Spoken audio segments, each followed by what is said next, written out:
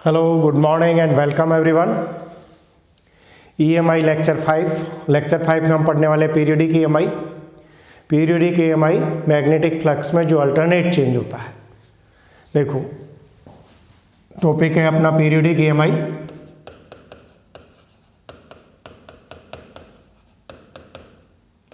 इसके लिए हमने ये कोई रेक्टेंगुलर कोयल सपोज कर रहे हैं और ये रखी हुई है किसी मैग्नेटिक फील्ड बी में। ये अपने पास हो गया मैग्नेटिक फील्ड बी। कोयल जो है अपने एक्सिस पर एंगुलर वेलोसिटी ओमेगा से रोटेट हो रही है। किसी समय इसका जो पोजीशन है वो कितने पे है, थीटा। और आप जानते हैं magnetic flux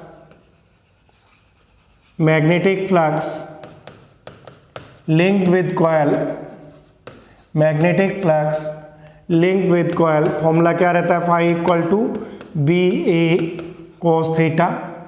if N is number of turns, हम एन टर्न्स ले लें तो इसी को हम लिखते हैं phi equal to N B A cos theta. Clear. और जो एंगल अपने पास N B A cos theta, यहाँ पे theta equal to angular velocity omega है तो हम क्या लिखेंगे, थीटा। तो देखो हमारे पास magnetic flux link with coil ये हो गया N B A cos omega T, N B A cos omega T. ये फॉर्मूला हमारे पास आ गया। अब इस फ्लक्स में जब इसके रोटेशन होने से लगातार चेंज हो रहा है तो इंड्यूस ईएमएफ होगा, प्रेरित विद्युत वाहक बल होगा। Induce EMF according to Faraday's law, तो इंड्यूस ईएमएफ निकाल लेते हैं अपन यहाँ। Induced EMF E equal to होता है minus D phi upon D T. तो E equal to minus D upon D T और फाई की वैल्यू मैं ये पुट कर रहा हूँ, N B A cos omega T. आगे होगी बात समझ में। तो यहाँ पे एन बी ए तो कांस्टेंट हो गया और कोस ओमेगा टी की वैल्यू क्या हो गई भाई, minus omega sine omega T. तो माइनस माइनस प्लस हो गए और ये हो गए मेरे पास एन बी ए, इसका ओमेगा साइन ओमेगा टी। तो ये अपने पास इक्वेशन आ गया इसके लिए इंड्यूस्ड ईएमएफ के लिए। दोनों इक्वेशन आ गए। तो पीरियोडिक ईएमआई का जो अर्थ देखो इससे अपने समझ में आएगा कैसे।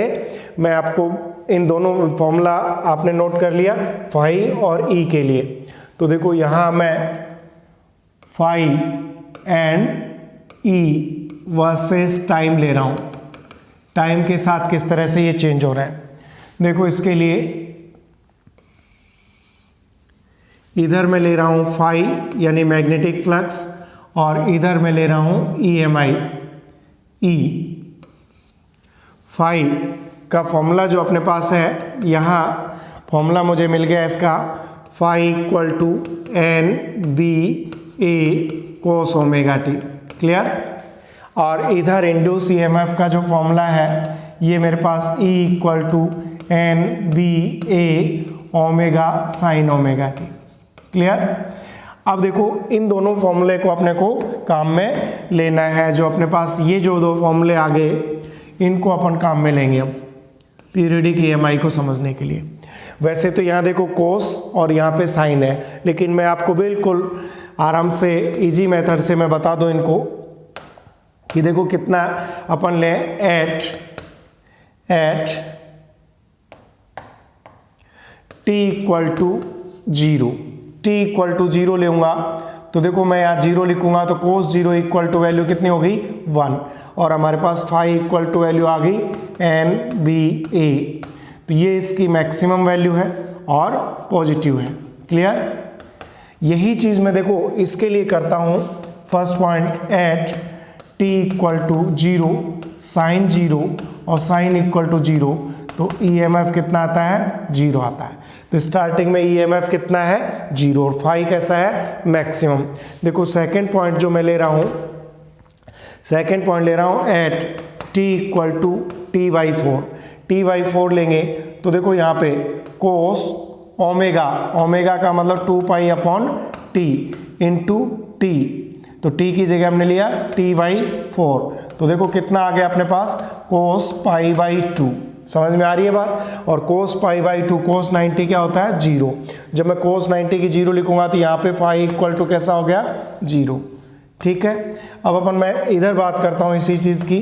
तो यहाँ पर देखो एट t इक्वल टू वही t/4 लिखा मैंने, t/4 लिखूंगा तो देखो यहाँ पे साइन ओमेगा, ओमेगा की वैल्यू क्या होती है ये, और t की जगह मैं t/4, इट मीन साइन π/2 मेरे पास बचा, और साइन π/2 1 होता है, इसलिए e की वैल्यू आई मेरे पास NBA ओमेगा। ये इसकी मैक्सिमम वैल्यू प्राप्त हुई है, यहाँ पे ये इसकी मैक्सिमम वैल्यू प्राप्त हुई है।